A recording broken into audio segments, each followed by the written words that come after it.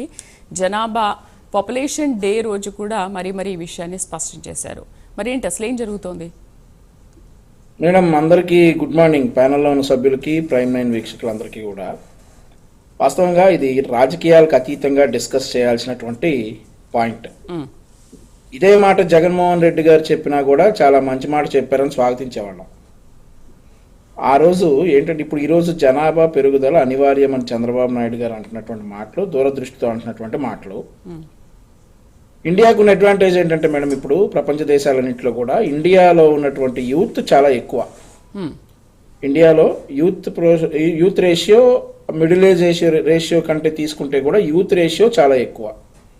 Suppose Europe and Japan like countries తీసుకుంటే అక్కడ youth ఎలా ఉంటారంటే మేడం, ఈరోజు మన పల్లెటూరులో ఎలాగైతే యువత ఉన్నారో వాళ్ళ దేశం మొత్తం ఈరోజు యువత పరిస్థితి 20 నుండి 40 సంవత్సరాల వయసు మధ్యలో ఉన్న వారి సంఖ్య 40 నుండి 60 సంవత్సరాల మధ్యలో ఉన్న వారి సంఖ్య కంటే చాలా తక్కువ యూరప్ అండ్ జపాన్ దేశాల్లో. మన దేశంలో ప్రస్తుతం 20 నుండి 40 సంవత్సరాల వారి కంటే కూడా 40 నుండి 60 సంవత్సరాల వయసు వారు పోల్చుకుంటే లైక్ ఈక్వల్గా ఉన్నారు. సో ఈ రేషియో వచ్చే 20 సంవత్సరాల్లో అంటే 2045, 2047 కల్లా ఈ రేషియో భారతదేశంలో యువత ఎక్కువ ఉండాలి అనేటటువంటి ఆలోచనతోటే చంద్రబాబు నాయుడు గారు ఇద్దరు పిల్లలు అంతకంటే ఎక్కువ కనాలి, దయచేసి జనాభా పెంచాలి అనేటటువంటి ప్రతిపాదన తీసుకొచ్చారు. గతంలో చంద్రబాబు నాయుడు గారే అన్నారు 95లో జనాభా తగ్గించాలి అని అన్నారు. దానికి కారణం ఏంటంటే చాలా మంది బిలో పావర్టీ లైన్ ఉండేవారు. మన రాష్ట్రంలో కావచ్చు, మన దేశంలో కావచ్చు, చాలా మంది బిలో పావర్టీ లైన్. ఆ బిలో పావర్టీ లైన్ ఉండటం వల్ల పిల్లల్ని పెంచడం కావచ్చు, లేదంటే వారి యొక్క మౌలిక అవసరాలు తీర్చడం కావచ్చు, చదువులు కావచ్చు, కొంచెం కష్టంగా ఉండేటివి. ఆ కష్టాలన్నీ అధిగమించడం కష్టం కాబట్టి సో జనాభా నియంత్రించుకుందామని చెప్పినటువంటిది వాస్తవం. ఇప్పుడు ఈ 2025 వచ్చేటప్పటికి ఈ జనాభా ఏదైతే యువత జనాభా ఉన్నారో వారు నడి వయస్కులు 40 నుండి 60 సంవత్సరాల వయసు ఉన్న వారితో ఈక్వల్గా ఈరోజు ఆంధ్రప్రదేశ్ భారతదేశంలో ఉన్నటువంటి పరిస్థితి.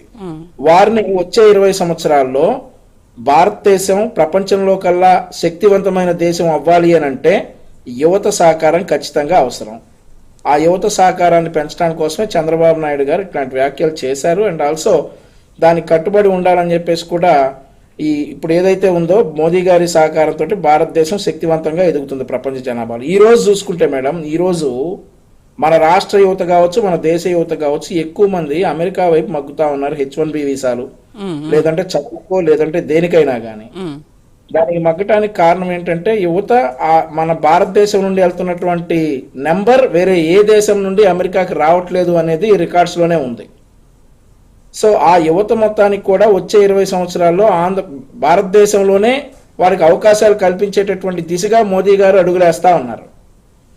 సో మన యువత అంతా తరలిపోతా ఉంది. అండ్ ఆల్సో యువత జనాభా భారతదేశంలో తగ్గిపోతే వచ్చే 20 సంవత్సరాల్లో మనం ప్రపంచంలో ఎదగాలి అని అంటే యువత సహకారం అవసరం. కాబట్టి డెఫినెట్లీ ఇట్లాంటి ప్రోత్సాహకాలు అయితే అనౌన్స్ చేయాల్సిన పరిస్థితి అయితే వచ్చింది. సో ఇది డెఫినెట్లీ రాజకీయాలకు అతీతంగా మాట్లాడాల్సినటువంటి టాపిక్. రైట్. సుజాత గారు గుడ్ మార్నింగ్.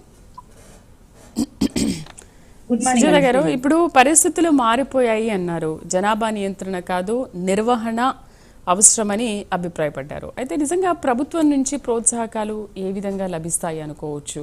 అంటే ఒకప్పుడు ఇద్దరు అసలు ఒకరే చాలు అని అనుకున్నారు, తర్వాత ఇద్దరు అన్నారు, ఇప్పుడు ఇద్దరు కాదు ముగ్గురు ఉండాలి, వాళ్ళే అనర్హులు, లేకపోతే ఇద్దరు ఉంటే అనర్హులు, ముగ్గురు ఉంటే అర్హులు అని కూడా మాట్లాడారు. ప్రోత్సాహకాలు ఏ విధంగా అందిస్తారు కూటమి ప్రభుత్వం? మేడం, ముందుగా మీకు అలాగే ప్యానెల్లో ఉన్న తోటి ప్యానలిస్టులకి, ప్రైమ్ నైన్ వీక్షకులకి అందరికీ నమస్కారం అండి. అంటే పెద్దల మాట చెద్దన్నం మూట అని అంటుంటారు సార్.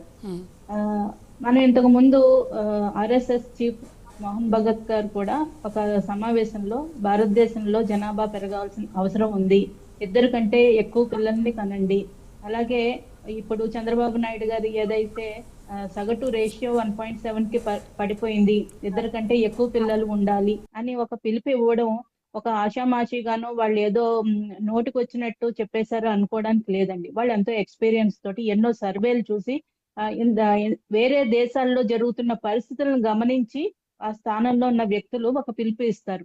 దాని వెనక వాస్తవ పరిస్థితులు ఏంటి, వాళ్ళు ఎంత స్టడీ చేసి ఇచ్చారన్నది ప్రతి ఒక్కళ్ళు ఆలోచించాలి. ఈ రోజు ఆ, నేను ఒక విషయం ప్రస్తావించదలుచుకున్నాను మేడం. ఒక 10 సంవత్సరాల క్రితం నేను ఒక బిజినెస్ మీటింగ్ లో పాల్గొనడం జరిగింది. అక్కడ అమెరికాకు చెందిన ఒక ప్రముఖ జర్నల్ ఒక ఒక వ్యాసాన్ని ప్రచురించింది మేడం.